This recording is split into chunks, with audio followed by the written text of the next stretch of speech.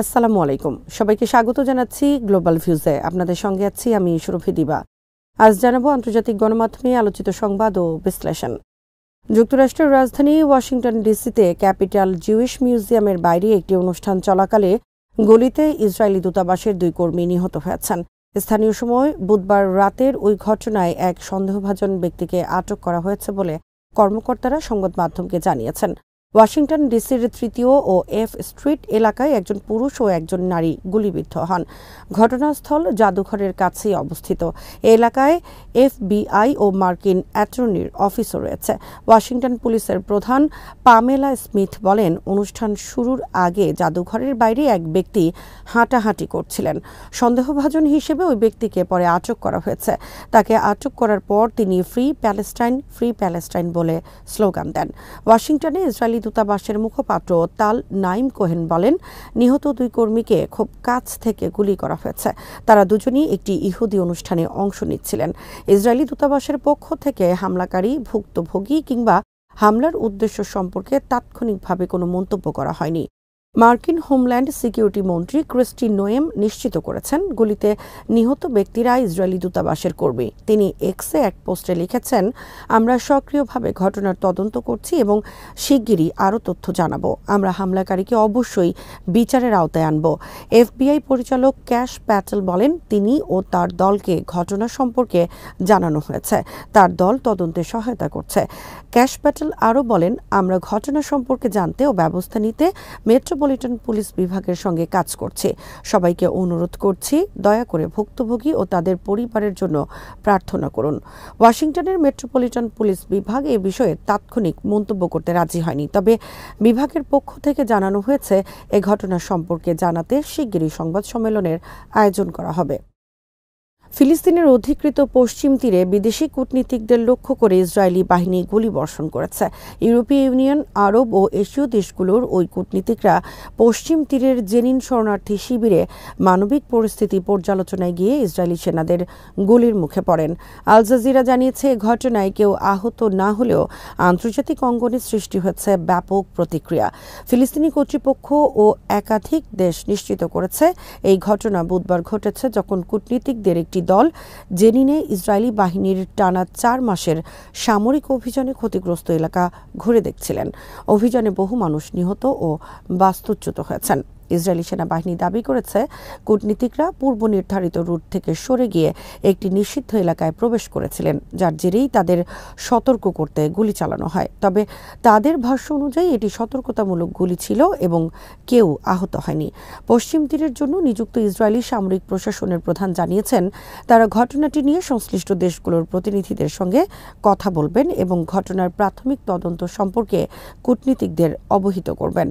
আল জাজিরার সাংবাদিক হামদাহ সালহুদ বলেন, এই ঘটনা দেখিয়ে দিল যে পশ্চিম তীরে বাস্তব অবস্থা কতটা ভয়াবহ।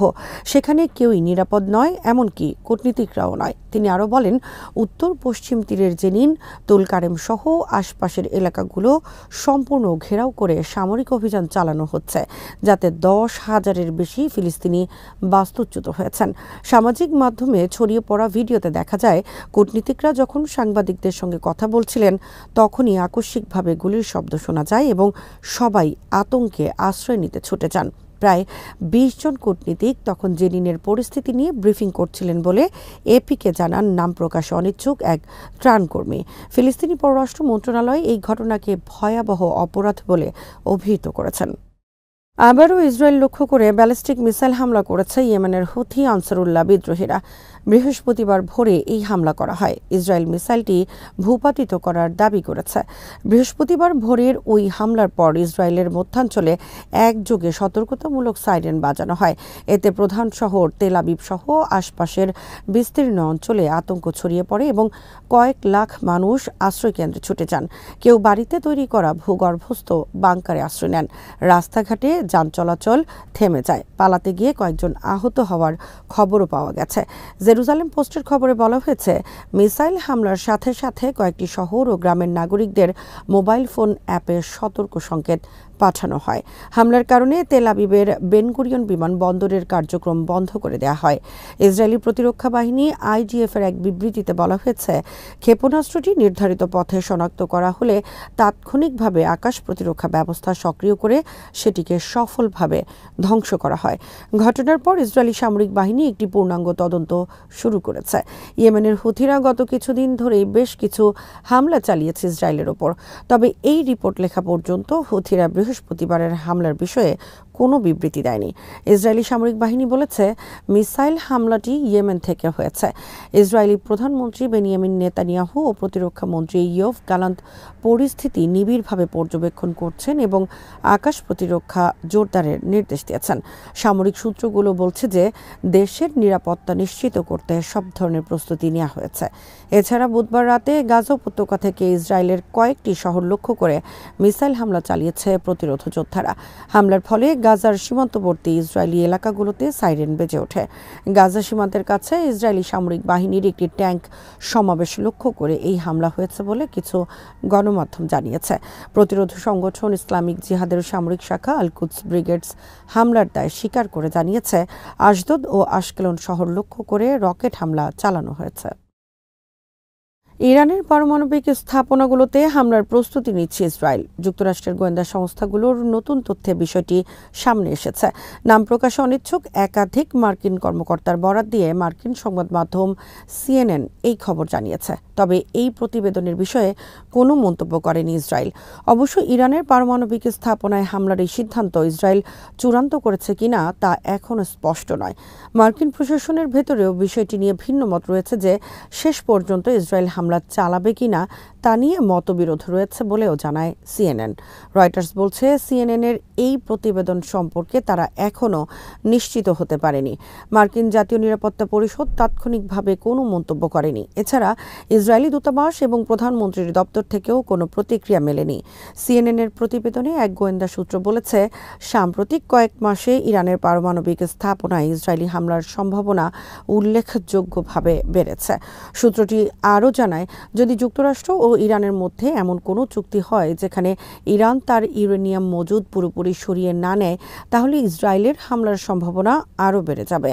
CNN-এর রিপোর্ট অনুযায়ী গোয়েন্দা তথ্য সংগ্রহ করা হয়েছে ইসরায়েলের উচ্চ পর্যায়ের নেতাদের ব্যক্তিগত ও প্রকাশ্য বক্তব্য, ইসরায়েলের সামরিক যোগাযোগ, গোয়েন্দা নজরদারি এবং সামরিক প্রস্তুতি পর্যবেক্ষণের মাধ্যমে।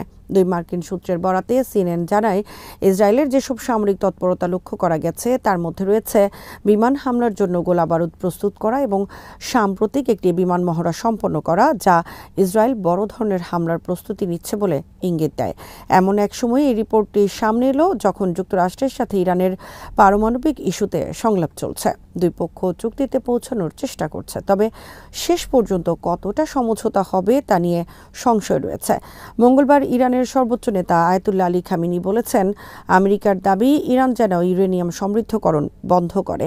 এই দাবি অতিরিক্ত ও অযৌক্তিক। তিনি নতুন পারমাণবিক চুক্তি নিয়ে আলোচনার সফলতা নিয়েও সন্দেহ প্রকাশ করেন বলে জানায় ইরানের রাষ্ট্রীয় সংবাদ মাধ্যম।